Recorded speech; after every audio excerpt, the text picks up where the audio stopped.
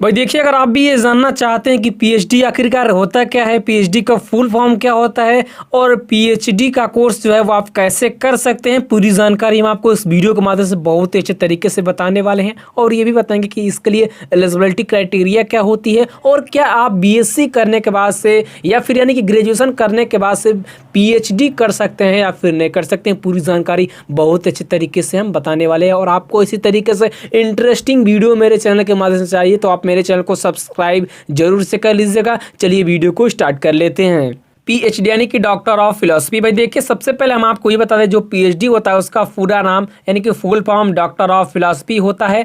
और आपने बहुत सारे ऐसे लोगों को देखा होगा जो कि मेडिकल डॉक्टर नहीं होते हैं, फिर भी वो अपने नाम के आगे डॉक्टर लगाते हैं। असल में उन्होंने पीएचडी किया हुआ यानी कि डॉक्टर ऑफ फिलोसफी का जो कोर्स है वो कंप्लीट किया है, इसलिए वो अपने नाम के आगे डॉक्टर लगाते हैं। भाई देखिए, अगर आप पीएचडी करना चाहते हैं तो सबसे पहले आप अपना जो कि स्कूल या फिर कॉलेज से अपनी पढ़ाई अच्छी तरीके से कंप्लीट कर लीजिए। उसके बाद से पीएचडी का कोर्स आप यानी कि पीएचडी के कोर्स के लिए अप्लाई कर सकते हैं। ये डायरेक्ट आपका पीएचडी में एडमिशन नहीं होता है। अगर आप किसी कॉलेज या फिर किसी यूनिवर्सिटी में प्रोफेसर बनना चाहते हैं तो सबसे पहले आपको पीएचडी का जो कोर्स है वो कंप्लीट करना होगा। और पीएचडी की डिग्री आपको एक विशेष विषय पर अध्ययन करना होता है। यानी कि पीएचडी की अगर आपको डिग्री चाहिए तो आपको एक विशेष विषय पर अध्ययन करना होगा। फिर जब आप उस विषय का पूरा ज्ञान ले लेते हैं, यानी कि अच्छे तरीके से आप उस विषय में एक्सपर्ट हो जाते हैं, तब आपको पीएचडी की डिग्री दे दी जाती है और आप अपने नाम के आगे डॉक्टर लगा सकते हैं। अब चलिए हम आपको ये बता देते हैं कि इसके लिए क्वालिफिकेशन क्या होनी चाहिए। यानी कि अगर आप पीएचडी का कोर्स करना चाहते हैं तो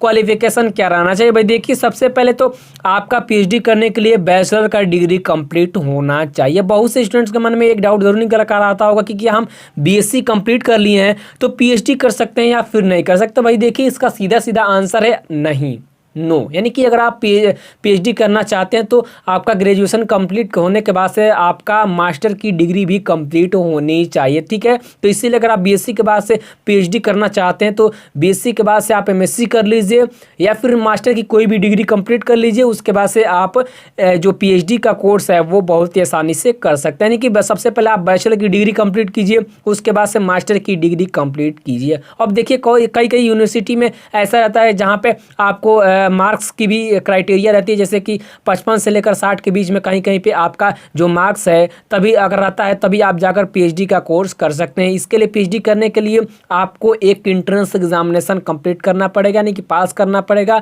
वो भी अच्छे नंबर से, तब आप पीएचडी के लिए एलिजिबल हो जाएंगे और पीएचडी का कोर्स करने के लिए आप बहुत ही आसानी से अप्लाई कर सकते हैं। अब आपके मन में एक डाउट जरूर निकल कर आता होगा कि पीएचडी जो होता है यानी कि पीएचडी का कोर्स जो होता है वो कितने साल का होता है। भाई देखिए, सीधे सीधे हम लोग ये कहें तो जो पीएचडी का कोर्स है वो 3 ईयर यानी कि 3 साल का होता है। अगर आप 6 साल में भी कंप्लीट करना चाहते हैं तो कर सकते हैं, यानी कि 3 साल से लेकर 6 साल के बीच में आप चाहें तो कंप्लीट कर सकते हैं, ठीक है। देखिए, आपको इसमें हर टॉपिक के विषय में डिटेल में रिसर्च करने को मिलता है, जिससे जो आपका जड़ है वो बहुत ही मजबूत हो जाता है और आप बड़ी ही आसानी से किसी भी टॉपिक को सॉल्व करने के लिए सक्षम हो जाते हैं। चलिए हम आपको ये बता देते हैं कि पीएचडी आप कैसे कर सकते हैं। भाई देखिए, सबसे पहले आप 10th कंप्लीट कीजिए, उसके बाद से 11th एंड 12th आप कंप्लीट कर लीजिए।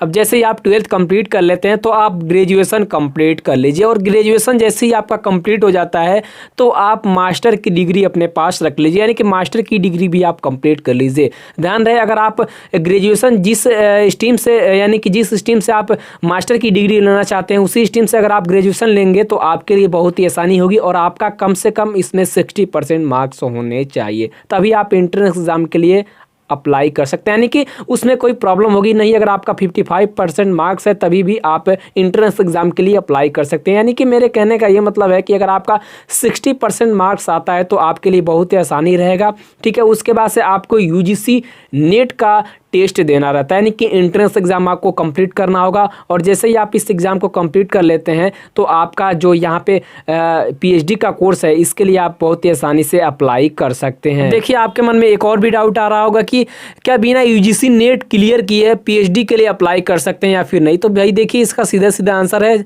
आप बिल्कुल अप्लाई कर सकते हैं, लेकिन यहाँ पर जो आपका कॉलेज है वो मिलना बहुत ही ज़्यादा मुश्किल हो जाता है, क्योंकि जो स्टूडेंट नेट क्वालिफाइड किए रहते हैं उनको सबसे पहले जो कॉलेज है वो दिया जाता है, यानी कि सेक्शन उसमें होता है। उसके बाद से आपका जो सीट है वो बचता है, तब आपका सिलेक्शन होता है। इसीलिए अगर आप यूजीसी नेट क्लियर कर लिए हैं तो आपके लिए बहुत ही आसानी होगी पीएचडी के कॉलेज के लिए। चलिए हम आपको ये बता देते हैं कि पीएचडी कंप्लीट करने के बाद से इसके फायदे कौन कौन से होते हैं। भाई देखिए, सबसे पहले आपका फायदा ये होता है कि पीएचडी जैसे ही आप कंप्लीट कर लेते हैं तो आप अपने नाम के आगे डॉक्टर लगा सकते हैं, यानी कि DR लगा सकते हैं, और इससे जो आपकी पर्सनालिटी है वो और भी ज़्यादा बढ़ जाएगी।